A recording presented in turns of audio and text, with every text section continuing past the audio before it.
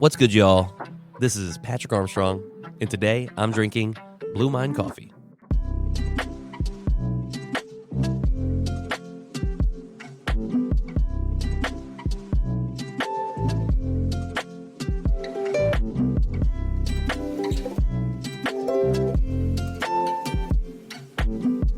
Welcome back. Welcome back to all my Monday listeners. If you're not a morning show listener, I haven't had a chance to say hello and wish you a happy new year. Because last time we talked, it was 2025, and now it is 2026.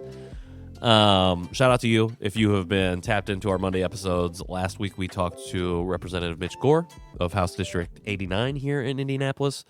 And I thought that was a great way to kind of close out the year because we opened the year on conversation piece, having a conversation with Senator Andrea Hundley, State Senator Andrea Hundley, and 2025, if anything, was the year Patrick went a little bit more political. Not that he already wasn't political, but on his platforms, on the stuff that he does normally day to day, we definitely got more political. So, yeah, I thought that was a great way to kind of wrap up my 2025 and super necessary because 2026 is looking like another year of really wild happenings. Before I get to that, though, shout out to everybody who has been listening to the morning show. If you've been tuning in to that Monday or Tuesday through Friday, I should say, then we've already had a couple conversations last Thursday and Friday. So I appreciate you being here. Appreciate you being back. And I am excited about continuing to do this show this year. Launching this in November, was it October? Launching this at the end of last year was a highlight. And I feel like I did when I first started podcasting, which was with my brothers, KJ Relke and Nathan Nowak, during mid-pandemic, early pandemic, when we launched the John Chi Show as three strangers. This show feels to me like the John Chi Show did when we first launched. It is just like, I don't know, just there's an excitement there that is hard to describe, I think. Somebody that I work with, I shared that I was doing when I shared that I was going to start doing a morning show. They shared with me that some people, like there are some people that are just called to do a thing, even if you have conversations with them about, hey, maybe this isn't the thing that you need to do right now. For whatever reason, they're called to do that thing, and they're going to do it. And I think that this show, podcasting in particular, but this show, having conversations, I think this is the thing that I'm supposed to be doing. Is that facetious? Is that conceited? I don't know. But that's how I feel. So, yeah, we're doing it. So thank you. I say all that to say thank you. If you are here and been tuning in for the last few months and you're still here with me in 2026, it means a lot. And I'm really excited about what conversations are going to be coming up here in the next 360 days, because this is the 5th, not the 4th. Full transparency, I have tried to record this episode, I think 5 times. And every time before this, I left unsatisfied for a number of different reasons. First, I was trying to do like an intro episode. I thought that would be a great way to kick off 2026 and share who I am with all the new people that have joined me over the last few months. I was not satisfied with those episodes, and I'm going to be honest, I'm not really sure why. It just they didn't feel right. And when I decided that I was going to scrap those episodes and do a new one, I was like, okay, this was right when there were, I think I had just had this idea when the U.S. invaded Venezuela. And so I was like, okay, maybe I'll talk about that. And then I was like, well, maybe I'll talk about a bunch of other shit that's happening in the world. And I'll do kind of like I did in episode 4, a kind of just me reacting to the news of the day, essentially, and that'll be what I'm talking about. Then I was like, well, that's what the morning show is for now. You've utilized the morning show to be able to talk about kind of these world issues, and you also are utilizing the morning show to do that deeper dive research to make sure you're ready to go when you have those conversations. I'm in the crunch right now recording this, and I did not have time to really create the kind of outline or the kind of notes that I would want to have a conversation about something happening in the world, like this coup we got running in Venezuela. So I'll be talking about that this week on the morning show. So tap in with me if you want to hear my thoughts on all of that. People much more engaged, much smarter than I, have shared a lot online and all over the place. There's been some incredible reporting done on this, and I think we gotta be talking about it because like it's not great, it's bad. So I'm going to be talking about that on the morning show this week, talking about a number of other things that have been happening in the world, and in Indiana and in Indianapolis throughout this week on the morning show. But today, I want to talk about some things that I'm trying to do more of in 2026.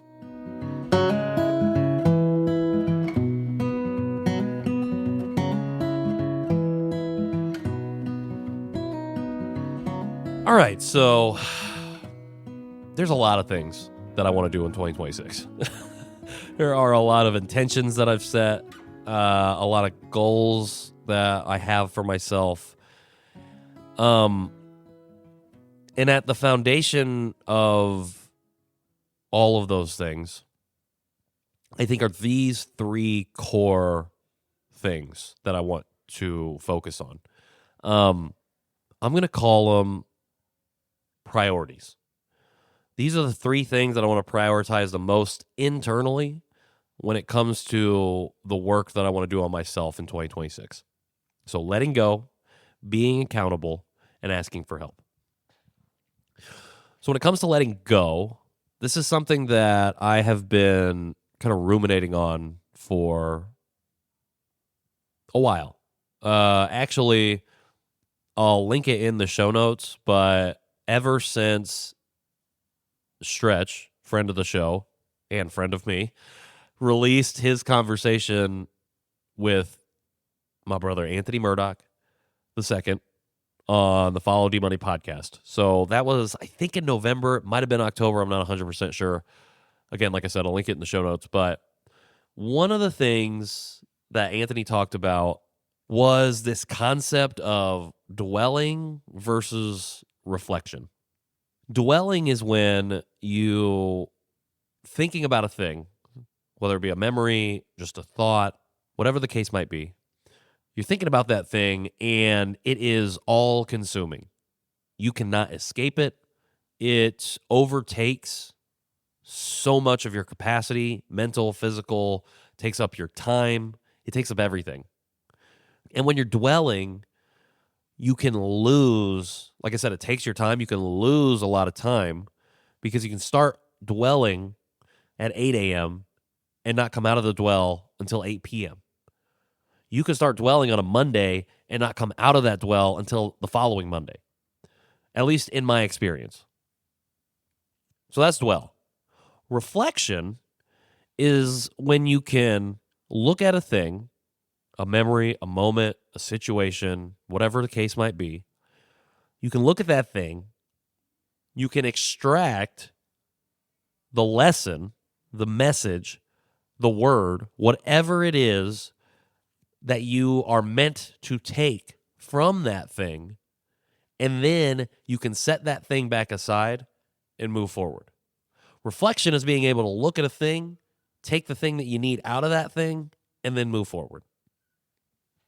So this has been something I've been working on myself for a little while, and ever since that episode came out. And I had never heard it explained in that way. And when I heard it explained that way, I realized, like, I'm a dweller, or I have always been a dweller. One of the things that I've dwelled on for a long time was not graduating from college, just my decision to drop out of college. And I will say that I consider it to be something I've dwelt upon because that would be one of the major barriers for me to feel any sort of self-worth when it came to work of any kind. And this decision that I made, regardless of any external factor, this decision that I made, I did not realize would live rent-free inside of my soul for 10 years, 12 years, a long-ass time. A long-ass time. I was stuck in this idea that because I dropped out of college, I wasn't worthy of anything, really. Like, instead, I said that it wasn't dumb. It is kind of dumb because whether or not you graduate from college should have no bearing on how you feel about yourself. Because especially now, in our current time period, I was in college between 2008 to 2012. Right now, 10 years on from that period, college is much less of a necessity and more of a suggestion, an opportunity. If you want to go, you can go. If you don't want to go, you don't have to. There are other things you can do, and that's totally fine. And when I was coming up, it was you have to do this. And I eventually decided, I don't want to do this anymore. And so I left. And again, that thing has kind of hung over me, or I have let that thing hang over me. I've dwelt in that decision for a long time. And so I bring this up, and the reason that letting go is first, honestly, but one of my top 3 priorities for my internal work for 2026 is because once I kind of understood the difference between reflection and dwell, I realized that dwelling not only was all encompassing, but it was influencing me to hang on to all of the shit that I did not need to hang on to. The shame, the guilt, the self-loathing because of the decision that I made. The inability to push myself beyond a barrier because I felt like, this other one's got me hooked. I'm hanging on to all of that for a long time. For 10 years, I'm hanging on to that for almost feels like dear life. I'm hanging on for dear life to the things that are only reinforcing that I am bad, I guess. I don't know how else to describe it. That I have done a bad thing. And because that's what I'm hanging on to, it's reinforcing, I'm telling myself in my own mind that I am bad and that I am not worth it. I am not worthy. That's what I want to let go of. I want to let go of all of that shit, and whether I fall, whether I fly, I just want to be. I want to be. And I want to release the things that I don't need, or I want to release the things that are limiting me from becoming and being, so that way I can be and become. Speaking of being, the next priority on my list is being accountable. If you've been tapped in with me or engaged with my work for the last, I'll say 3 years, I think accountability has been a word that I've used a lot. Being accountable has been a word I used a lot. And being accountable for me means moving beyond the recognition that a problem has occurred or I am part of a problem, and truly taking the actions necessary to repair whatever issue, problem, situation that I might be perpetuating or exacerbating. When I was in college, I learned a lot about I won't say a lot, but I became aware of for the first time, like the genocide of indigenous nations here in the United States. I became aware of for truly the first time, like systemic racism and the plight that faces black people in this country. I became aware of truly for the first time the trials, tribulations, and struggles that our trans, queer, our LGBTQ communities have faced. And the little that I learned about those things was enough to make me feel like I knew everything about it. And because I felt like I knew everything about it, I wanted to then be the ally that I thought posting on Facebook would make me. Yeah. I've talked about it a little bit in other shows, but this is the time, this is the era that I consider to be my like performative advocacy era. Because I was learning surface level stuff about things that had happened to other communities, but I was not doing anything to support, amplify, or be an actual ally to those communities. All I was doing was yelling. I was just yelling at my white friends about whoever wanted to get yelled at. I was yelling. You know, if you know me, you know, I was yelling. And truly, it was not until I started this journey at 30 and really like 31, 32 that I really began to understand that the way I had approached learning, knowledge, and advocacy was from that performative perspective. And by being a performative advocate, I was perpetuating the harm already being done to these communities, to other communities, and to myself. Let's not get it twisted. I'm Asian. I might not have thought of it at that time, but that's what was happening. I was causing, even unintentionally, harm to other people and to myself. So to bring it back to the priority, to be accountable means that I need to not just know that there's a problem, but to recognize and address my own actions that may have perpetuated said issues, as well as take the action necessary to repair. The other thing that I think is necessary when it comes to being accountable, and the thing that I really want to work on, is shutting up. I got to be willing to shut the fuck up and take a bunch of seats in order to continue to learn. I talked about it. I've been talking about it on my Substack a little bit, but I'm a very reactive person. I react quickly, loudly, and a lot. And one of the things, especially at the end of this year, that I have been recognizing in myself is that quickness to react.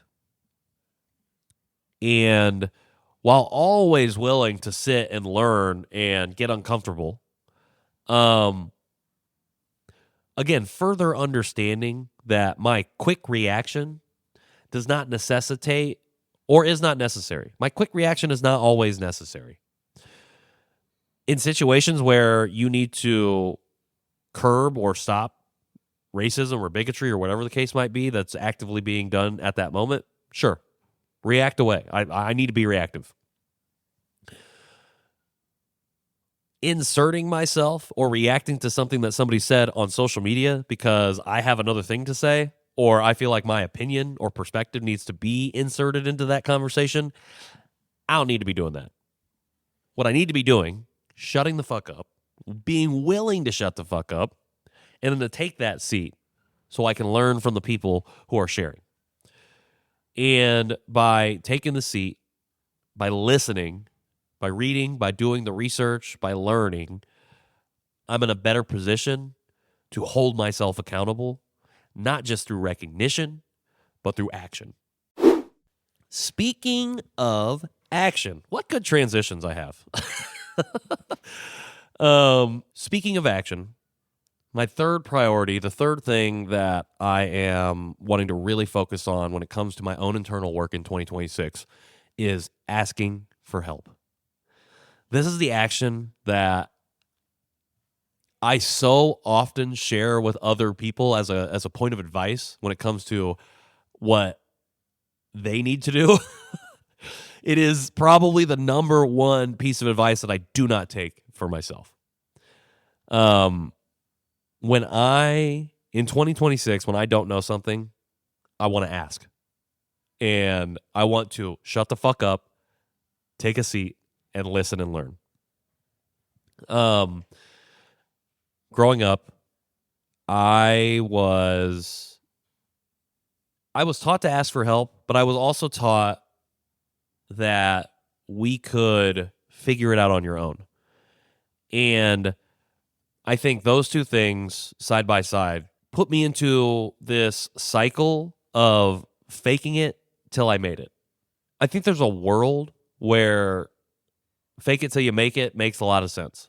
And I think that particularly for folks coming from historically marginalized communities, fake it till you make it can be a really important tool to get you into doors that maybe have been sealed shut. Because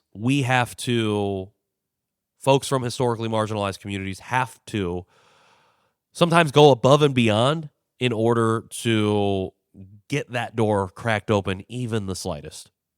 Even the slightest.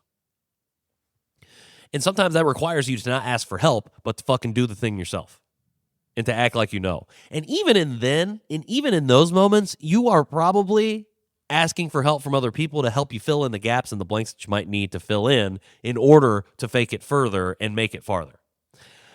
So that is I feel like that has been the way I have navigated the world for a while. Again, going back to dropping out of college, going back to never having stayed at a job for longer than a year and a half.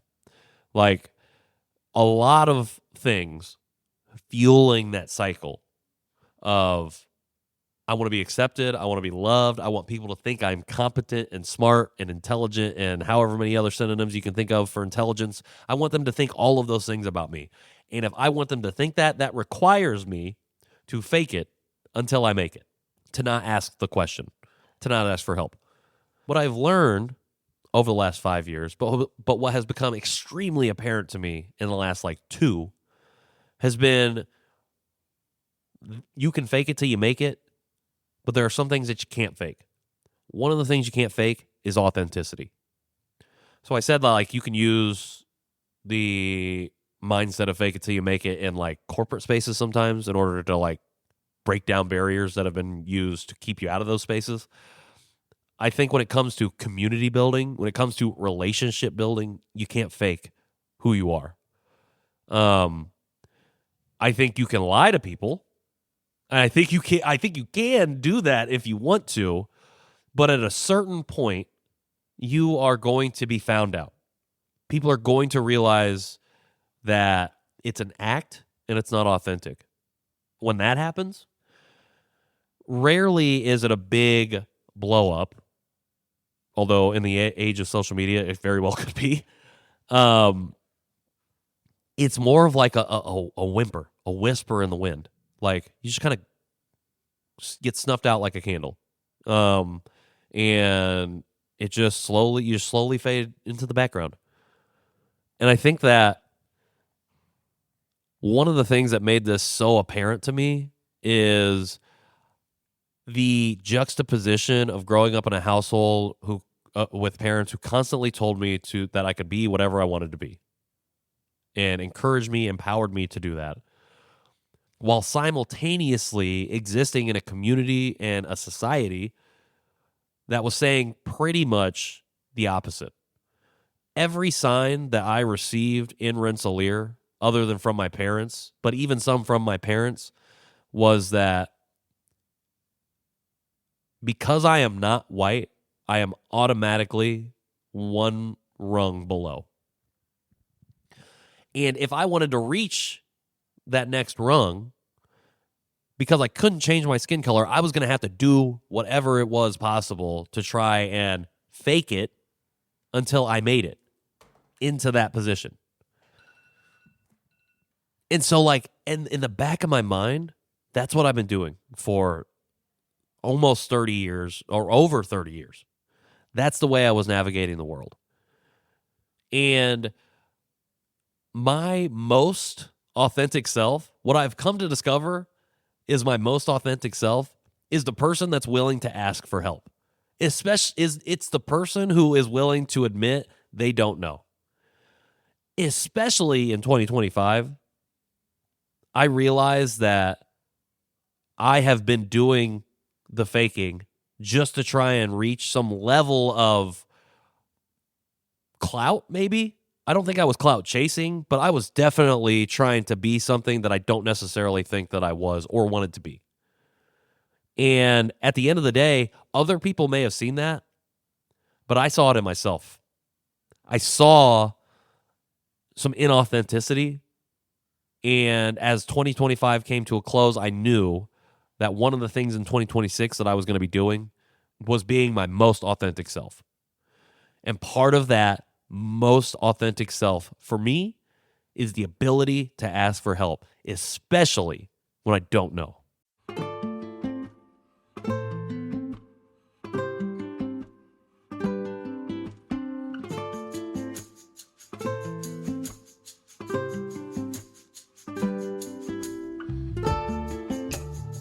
So these are 3 things that are my highest priorities for my internal work in 2026. I would also say that they double as goals for the year as well. I don't know how I'm going to be able to like quantify or qualify them come 2027, but when I record this episode next year to open 2027, I hope that I can reflect on these things and see the growth. I think that's the quantity, that's the qualification, is growth. And hopefully these priorities will always be at the top of my foundation list. And we will have grown to a point where there are new priorities that we need to work on. That's the goal. That's the goal. I appreciate y'all being here and being with me in 2025, now in 2026. If you've been here with me, however long you've been here with me, I really appreciate you. If you enjoyed this episode, if you could hit the thumbs up, leave a like, leave a heart on whatever platform you're listening to, that would be greatly appreciated. It really helps me out, helps the channel out. And if you want to continue to stay tuned in and engaged with these conversations, make sure you hit that subscribe button and then turn your notifications on so you don't miss a single thing coming out from the kitchen table. I think I have a really incredible conversation coming for you next week. I'm not going to give any spoilers, adoptees. I think you're going to be interested in this conversation. And again, on the morning show this week, Tuesday through Friday, comes out 5 a.m., Substack, Apple Podcast, YouTube. It's going to be a big one. This week's going to be fun. So for everybody here from the kitchen table, I have been Patrick Armstrong. And until tomorrow,